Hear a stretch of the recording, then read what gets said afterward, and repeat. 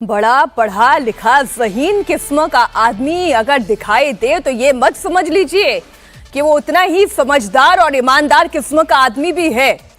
वो एक radicalised mind हो सकता है, सुसाइड बॉम्बिंग को कैसे उसकी पैरवी कर सकता है, एकमात्र मंजिल ऊपर वाले तक पहुंचाने की इसे बता सकता है।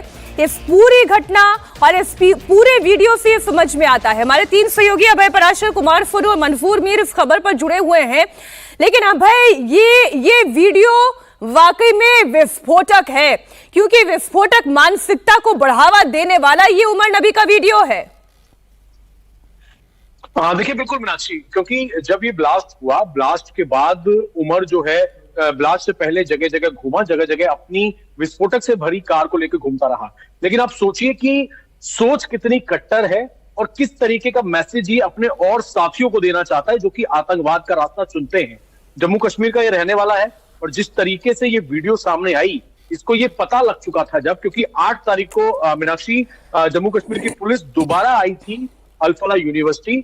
फरीदाबाद पुलिस से कांटेक्ट किया और जब इसके बाकी के साथी पकड़े गए, जब विस्फोटक की बरामदगी हुई जिसमें मुजम्मिल भी था, शाहीन भी थी, उस वक्त ये फरार हो गया। फरार होते हुए भी इसकी गाड़ी की तस्वीरें निकलकर सामने आई। लेकिन जब इसको पता लग गया कि जम्मू कश्मीर पुलिस इसको छोड़ेगी नहीं, क्योंकि जम्मू कश्मीर पुलिस जो है पूरी तरीके से सर्विलांस इसके ऊपर रखे हुई थी, ये कहां कहां जा सकता है।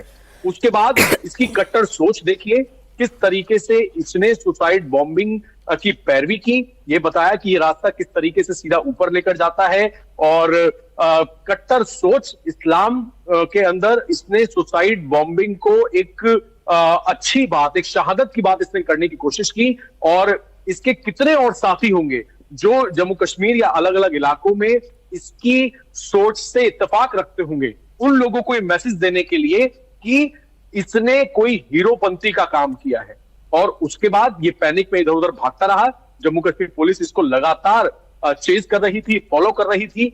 उसी दौरान फिर पैनिक में इससे ये ब्लास्ट हो गया, जो कि वहां पर एकदम से प्लांट नहीं था, लेकिन ये काफी ज्यादा तंग आ चुका था। लेकिन इसकी जो सोच है, पढ़ा लिखा डॉक्टर, और हमारी बात हो रही थी कुछ सोर्सेज से जिसमें हरियाणा पुलिस भी शामिल है मीनाक्षी, इसके पास कुछ पेशेंट्स भी आते थे।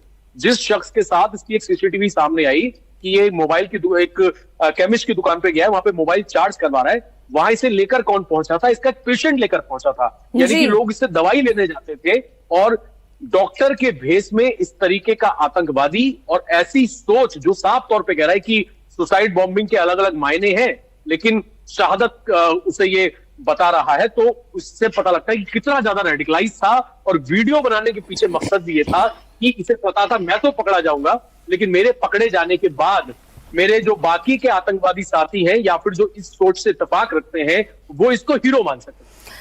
नहीं, देखिए अभय, उमर कोशिश भी तो यही कर रहा था ना कि वो कितने से ज्यादा से ज्यादा सुसाइड बॉम्बर तैयार कर सके। उसका प्लान ऑफ एक्शन तो यही था। ये तो अलग बात है कि उससे ये धमाका हो गया, उसके पास और कोई चारा नहीं बचा।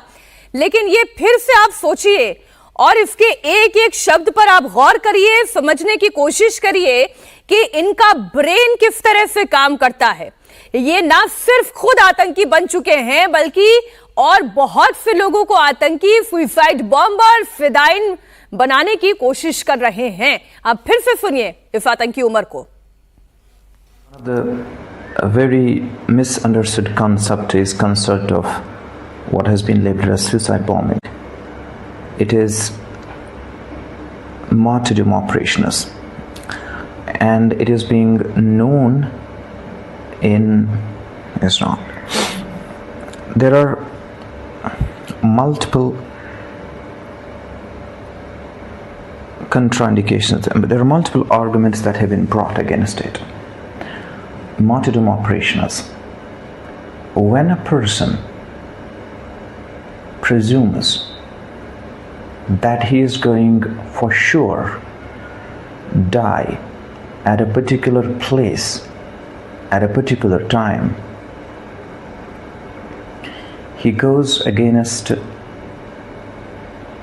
the presumption that a particular is going to die in a particular situation. It's not, we don't have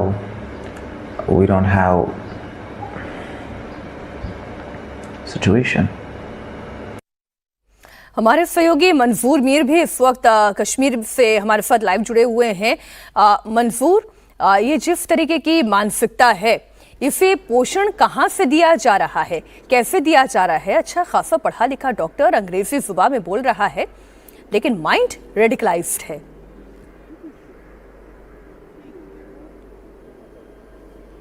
देखिए मीनाक्षी, ऐसा पहली बार नहीं हुआ है कि जब किसी भी सुसाइड बम्बर ने मरने से पहले या हमले को अंजाम देने से पहले इस तरह का वीडियो जारी ना किया हो। इससे पहले भी बहुत सारे वीडियोस जो है जो कश्मीर में फिदायीन हमलावर को अंजाम दे चुके हैं, उन्होंने अपना वीडियो है सबसे पहले रिकॉर्ड किया और उसके बाद इस तरह से किसी बड़े हमले को अंजाम दिया। हाल ही में हमने देखा कि पुलवामा अटैक जो हुआ था, जो आदिल ने किया था, उसने भी इसी तरह से एक स्टेटमेंट रिकॉर्ड किया था और उसके बाद फिदायीन हमला किया था।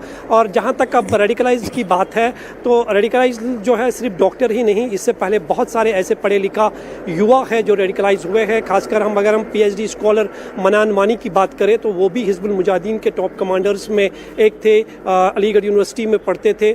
कहीं ना कहीं जो है ये सारा जो कनेक्शन है जो पाकिस्तान में बैठे हैंडलर्स हैं उनकी मदद से हो रहा है। और पढ़े लिखे युवाओं को अब, खासकर उन युवाओं को अब चुना जाता है जिनका कोई बैकग्राउंड में कोई क्रिमिनल रिकॉर्ड नहीं है, किसी तरह भी कोई एफआईआर दर्ज नहीं है। अब उन लोगों को चुना जाता है ताकि उन पर ज़्यादा शक न हो और वो आसानी से इस पूरे टेरर मॉड्यूल को जो है अंजाम दे सके और अपने तार जो है वो हर जगह तक फैलाए सके। और यही कारण है कि जो फरीदाबाद में हमने देखा कि वाइट कॉलर टेरर मॉड्यूल जो था, जिसका खुलासा जम्मू कश्मीर पुलिस ने किया, एक पोस्टर की मदद से जम्मू कश्मीर पुलिस को इतना बड़ा खुलासा जो है उन्होंने किया और इतनी बड़ी गिरफ्तारी अमल में लाई गई। तो निसंदेह ही 2019 के बाद जो कश्मीर की सिचुएशन है, खासकर कश्मीर की बात करें तो मिलिटेंसी का ग्राफ जो है वो जीरो पे आ चुका था। डेवलपमेंट देखी जा रही थी, हिंसा, पत्थरबाजी, वो अब एक इतिहास बनता हुआ दिखाई दे रहा था। लेकिन इस तरह से एक समय मिला 2019 से 2025 के बीच,